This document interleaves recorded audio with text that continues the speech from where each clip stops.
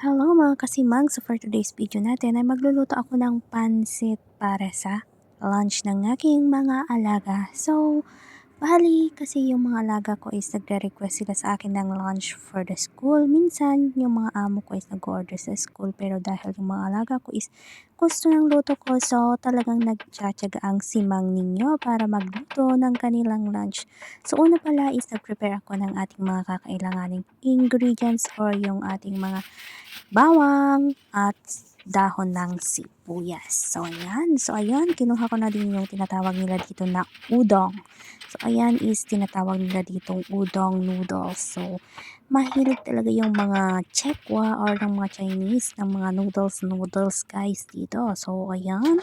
At yan naman guys ay uunahin nating i-boil yung ating udong. So, medyo yung udong po is madali lang siya maluto. Ayan, si Simang ay pasayaw-sayaw pa habang nag-prepare. So, mukhang masaya ang Simang natin ngayon. So, ayan guys. So, while waiting na mag-boil po yung ating tubig ay nag-prepare na rin ako ng kakailangan nating soy sauce. So, gumamit pala dyan ako ng soy sauce na tinatawag nila, yung malapot. And then gumamit ako dyan ng dark soy sauce din para makulay-kulay ang ating pansit. Then gumamit ako ng ordinary soy sauce para sa ating pampalasa. So, ayan, nag-boil na yung ating tubig guys. So, ilalagay na natin yung ating noodles. So, okay na. Mga 3 minutes ko lang siya pinaboil dun sa hot water and then inahahon ko din agad kasi nga madali itong maluto guys. So, ayan, ready na ang ating noodles. Dahil okay na ang ating udong guys, ay isusunod naman nating igisa ang gulay na may mushroom. So ayan, naglagay na ako ng bawang at nilagay ko na din yung ating giniling na karne.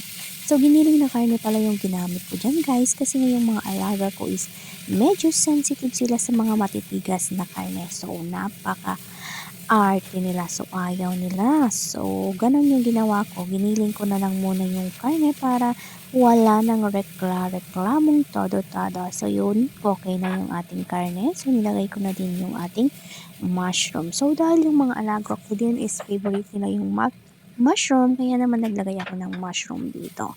Then, naglagay din ako ng paminta para naman medyo matanggal yung amoy ng ating karne kasi yung mga amo ko is mahilig sila sa mga frozen meat or yung nabibili sa mga kaibo. Then nilagay na rin natin yung ating repolyo. And minsan hindi ako naglalagay ng mga pampalasa pero dahil yung ginamit nating karne is hindi siya fresh, so naglagay ako dito ng pampalasa para siyang Knorr cubes din. Pero konti lang yung nilalagay ko guys kasi nga medyo ayaw talaga ng mga amo ko na naglalagay ng mga ganitong bagay sa pagkain nila. So, ayun na nga. Takpan na lang natin muna yung ating repolyo and then hintayin maluto ng konti. Then, ilalagay na din natin yung ating noodles na boiled na. So, dahil yung ating noodles is dati nang na-boiled, so mabilis na lang yung ating gagawing pagluluto dito guys. So, maybe I just stir it for how many minutes lang? Mga 5 minutes lang siguro. Ayan, ilagay na din natin yung ating soy sauce na ni-ready kanina. So, and then, after that, halo-haloin lang natin guys. So, ready na siya guys. Ganyan lang kadali magluto dito ng pansit nila. So, nakadepende kung paano mo deskartehan yung luto mo dito. Ang importante ay pasado sa panlasa nila.